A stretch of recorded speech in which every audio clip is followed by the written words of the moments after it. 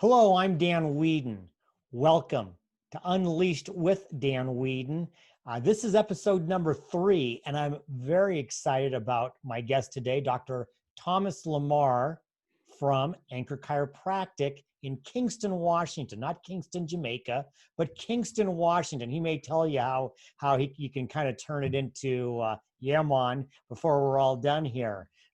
Just a reminder, this is season 1 of Unleashed with Dan Weedin, and we've got 5 great episodes. We're right smack dab in the middle, and again, very excited about that. Dr. Tom Lamar, welcome to Unleashed. Dan, thanks for having me. Woo! Episode number 3. Episode number 3. That's awesome. Lucky, it's Babe Ruth, it's Russell Wilson, and it's Dr. Tom Lamar. Well, that's good. I'm glad you got all the kinks worked out, and that we're ready to get some great content out for your audience. So listen, full transparency for everybody. Dr. Tom is my chiropractor, my personal chiropractor. I bring him everywhere I go. But no, seriously, it's a pretty good family, gig. For Barb and I. And we've learned a ton from him just around health and healthy practices and healthy living. And so what I'd like to do today, Dr. Tom, in the midst of this whole, when we do this in June of 2020, we're in the middle of this pandemic, and there's been a refocusing in on health, mental and physical health. And would you mind talking a little bit about some of the things that you've been seeing and some of the ways the people watching this can maybe take some steps forward in creating a better mental and physical health for themselves as they're dealing with this? Well, I think one thing that's for certain, the pandemic has caused us all to slow down, to stop, to take stock in what's important, and to reprioritize some things in our life. And I think that health is one of those things. And when you are at home and quote, stay home, stay healthy, I think it's interesting because it's quite apparent that you can't just stay home and just be healthy. Being healthy requires that you do something. There's got to be some self-responsibility, some self-intention.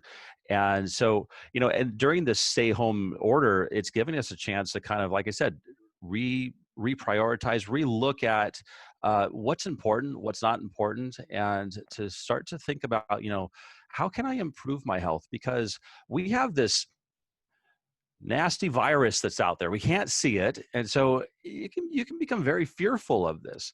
But if we can stop and recognize that the best defense against this virus is to be strong.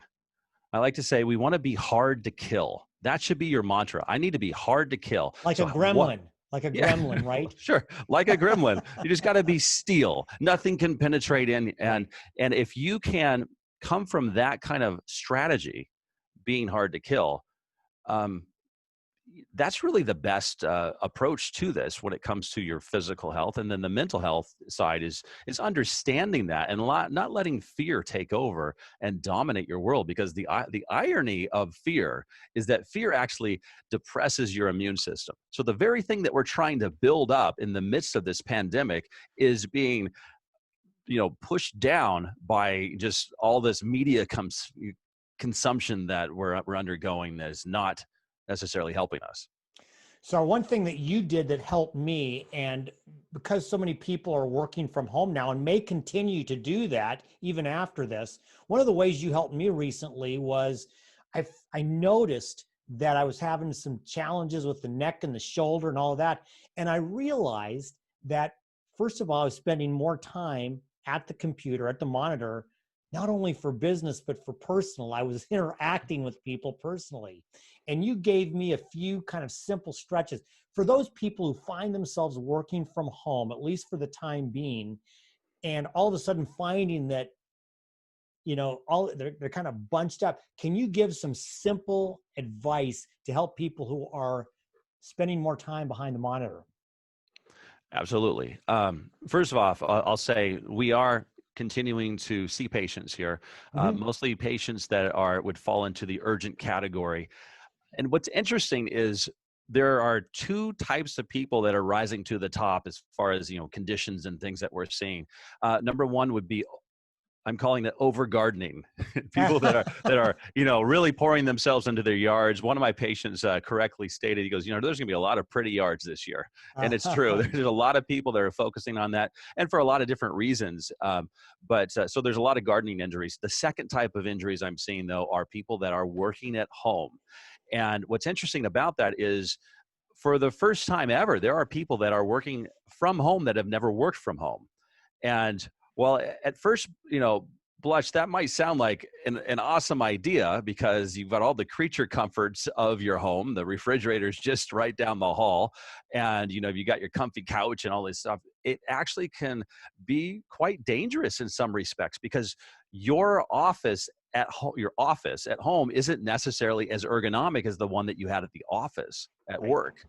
And so while it might work for, a day or two or three, here, what are we like, we're months into this now, Mm-hmm. and asking people to just be in that environment. And the thing is that what's detrimental about that is the posture that you create over time.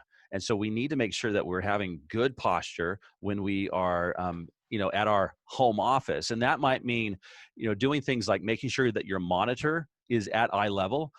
If you're on a laptop all the time, that could be a problem. So sometimes you need to get maybe um, an external keyboard that would plug in and raise your monitor up. Get some old phone books or encyclopedias and raise your laptop up so it's at eye level, so you're not straining your neck.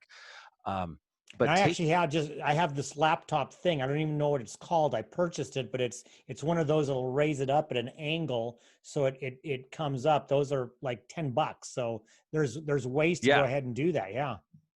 Yeah, and it doesn't have to be expensive. I mean, Yeah. $10 is not a lot of money, or just use what you have laying around Right. sometimes, just to be, sometimes you need to be innovative too. You don't need to Sure. have, the $10,000 desk or something like that. But spending when you're at home, here's something else that happens. When you're at the office, you might get interrupted on a consistent basis. Getting interrupted is kind of good for the body because it gives you a chance to reset. But if you're at home, there might be opportunities for you just to work for really extended periods of time, and that can really wreak havoc on the spine and on the nervous system over time. So it's important that you take frequent breaks just to stop. It doesn't have to be anything that's, overblown, but just a chance to stop and kind of maybe do a stretch or two. As far as stretches, what can you do? I think that's where you were going with this. But one of my favorites is you're just going to sit up or stand up nice and straight, probably stand up because you've been sitting. So you're going to stand up nice and straight, have great posture, and just kind of, so you can see me, you're just going to kind of bring your arms up, and I want you to squeeze your shoulder blades back, kind of like you're trying to pinch a pencil between your shoulder blades. We're not trying to crack peanuts or anything, but we're just Right. you just want to hold those muscles and really try to engage those muscles for about 3 to 5 seconds and then relax.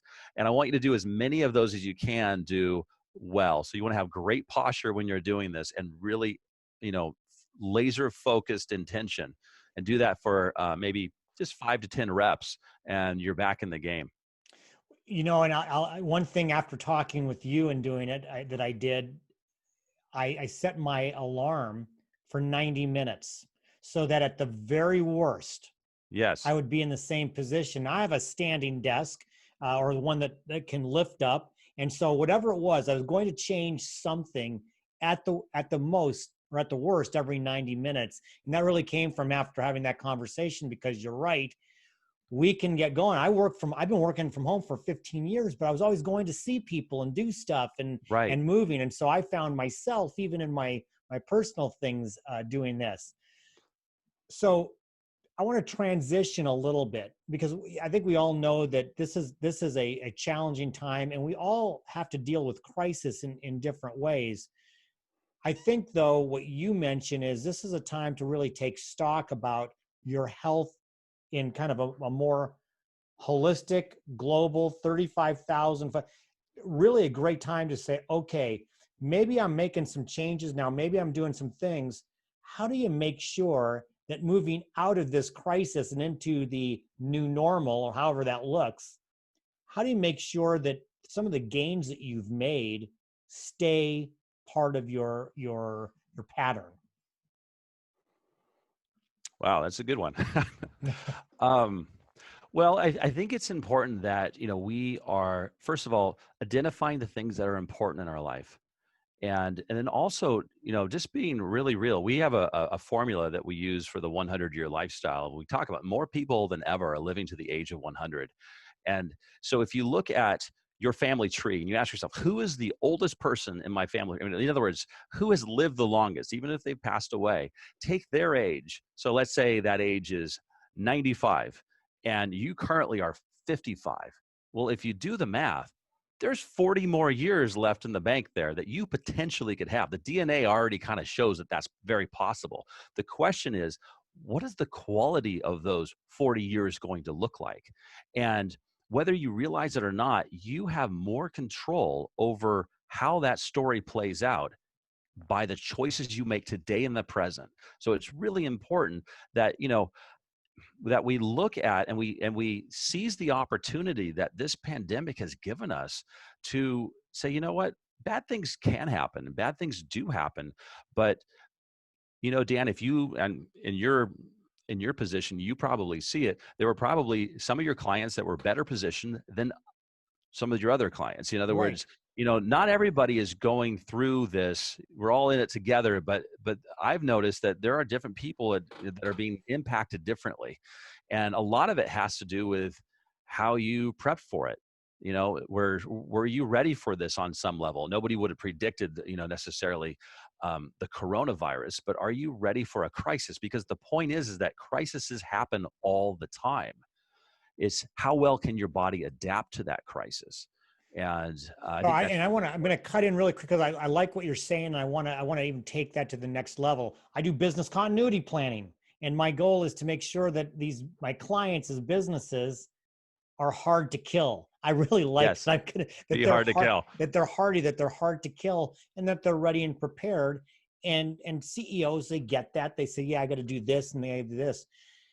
I think when we take it to ourselves at a next level, being on a personal level, too many CEOs and business owners don't look at themselves as a warrior, don't look at themselves as an athlete. Yet we have to understand that in order to run our businesses well, we have to be a high performing athlete. Let's just say that, a high performing athlete. And so that's really, in a sense, what you're talking about is not only for your personal life, but if you think of it as a business thing, if you're not at your best, you're letting down your company. You know what? Don't they say that the worst number in business is one? Meaning that you need some redundancy built in. Yeah. And oftentimes the CEO is one. And they may have all this great redundancy built underneath them, but if they're not there to run the ship, it's only sustainable for so long. And Right. so it's very important, and especially as we get into smaller businesses, you've got CEOs wearing multiple hats, and then you have people that are depending on you as a CEO to show up to work, to turn the crank, to create the vision, to make it happen. So so they can put food on their tables. So the choices that you make impact more than just you. It impacts a lot of people, and it ripples out. So I would encourage you to, if you've been maybe on a path that isn't the best, to take stock in where you're at and say, you know what, this is a good pivot point for me moving forward to make it different. So to pivot point, you'd mentioned the 100-year lifestyle, and I see the very fancy banner behind you. I want you to take just a few minutes and talk about the whole concept of crisis care. And I forget the middle care. I apologize. The Right. critical care, critical care, and Full transition. lifestyle Yeah. care. Get into that main. Can you talk a little bit about that whole 100-year lifestyle a little bit more right now? Yeah, sure. The whole 100-year lifestyle is, we were talking about the empire formula, the minimum potential years remaining. Right. This idea that, nobody wants to live into their 80s, their 90s, or even 100 and beyond, and just survive. I mean, it is true that people are living longer and longer lives. Open up the newspapers and the magazines that they're talking about it. The longevity researchers are showing that people are just living longer. And it's not necessarily that there's better medicine or better scientific advances. Sure, those things are happening and those things help contribute to that. But it's just that our bodies are finding ways to adapt. As a human race, we are adapting to the craziness that's out there in the world. And we're all afraid of this virus right now. And one of the things that we're afraid of is that it too is going to find ways to adapt. I mean, you look at like the whole antibiotic thing. When antibiotics came out in the 50s or so, I mean, MDs were considered gods because they were just like, oh, I've got this problem. Oh, here's an antibiotic, and here's an antibiotic, and they kept doing that. And what happened? We started developing, bacteria that were resistant to antibiotics. And it wasn't that the antibiotics didn't work anymore or that they were ineffective. It's just that the viruses, or rather, the bacteria just got stronger. They just got stronger, and they came up with a different strategy. And so our bodies are doing the same thing all the time too. But we don't want just to survive longer. We want to be able to thrive and enjoy those years, because most of us have things that we've been, wanting to do. And the 100-year lifestyle says, hey, why don't you just start living your life right now with the idea that you're going to live to 80, 90, or even 100 and beyond. So get there in style and enjoy every day along the way, and not rot away like a human preservative in a nursing home. And so when you look at the continuum that you see behind me, way over here is crisis. And this is the area where a lot of people do health. It's the area where, it's the goal is relief and stability. And we're just, the whole hospital system works there. And unfortunately, a lot of people, that's as far as they go. Yeah. And unfortunately, a lot of the health insurance companies out there, actually, I would say 99.9% of them are all about just kind of keeping you keeping you stable, at least just slightly out of pain. And you're never fully getting away over to this other side, which is lifestyle. And so the crisis is helping people to get out of pain, helping to stabilize their condition. Think of a house that's on fire. Get the flames out, make sure the flames are out, and then take them into the critical transition. This is where the body has a chance. Once you take somebody out of that crisis kind of component, and we're like, right now we're all in crisis. This pandemic has put this cloud of crisis over all of us. But when your body is like that, I mean, we all feel it. It's exhausting. You can only pump so much adrenaline into your system for so long, and it just becomes like you don't get any sleep, you're not healing, you don't feel good, you're not digesting your food right. And unfortunately, that becomes normal for some people, normal. But you get somebody out of that and you move them into the critical transition to try to get them over to the lifestyle component. The critical transition is where the body has a chance to regenerate, and it has a chance to rehabilitate and get stronger without all this other stuff going on. So it's kind of like we're trying to create an environment, Dan, for the body to safely say, hey, I can heal now. And they're going to heal from the inside out. That's the critical transition. And then lifestyle care is getting somebody to a place where they're at an optimum level of health and peak fitness. And it doesn't mean that it's always going to be perfect, but it means that they're hard to kill. Okay? Right. I think I like going with that. Hey, last thought. I'd like you at one point to tell everybody how they can reach, especially those here in the local area, but talk a little bit about the importance of chiropractic. And I'm a convert to it. I believe in it. Talk a little bit about the whole concept of keeping everything kind of in line, and then how do people reach you? Yeah, well, chiropractic at its most fundamental level is just helping somebody to adapt better to the environment. We work specifically with the spine and the nervous system, and that's really important because it controls everything. We call it your natural IT system. It's kind of like when your spine is lined up and all those vertebrae are where they should be and they're moving correctly, all the nerves that come out, there's 33 pairs, they go everywhere in your body, and it's kind of like you have high-speed internet. When you have high-speed internet and you combine that with good lifestyle choices, what you eat, what you think, and how you move, your body wants to be healthy. That's the default. People that are struggling, that are in pain, there's an interruption in that system, and so it has to kind of go to plan B, and it's always becomes Some people live in plan B, unfortunately. So chiropractic is really helping the body to adapt by allowing the health of the spine and the nervous system to rise up and to become the normal dominant status of that person. And Perfect. how do you reach me? Oh, well, I'm an Yeah. Anchor Chiropractic. We are in Kingston, not Kingston, Jamaica. So if you're Googling it, type in Kingston Chiropractor, you're probably going to see somebody in Jamaica, but it's Kingston, Washington. We're at Anchor Chiropractic. I've been here since 1997, and it's every day, even in the midst of a pandemic, is great to work with people, and it's always exciting and interesting. It's even though everyone has a spine, everyone has a different story that goes with that Yeah. spine, and that's what makes it unique and fun to do. Well, And Dr. so, Tom, it's been a pleasure having you. Thank you for being on my first season. I'll be seeing you soon to make sure that I keep my head on straight. But for right now, thank you very much for having joined us. And thank all of you for joining us in this episode. Keep watching, keep working hard, keep staying healthy, and above all, be unleashed.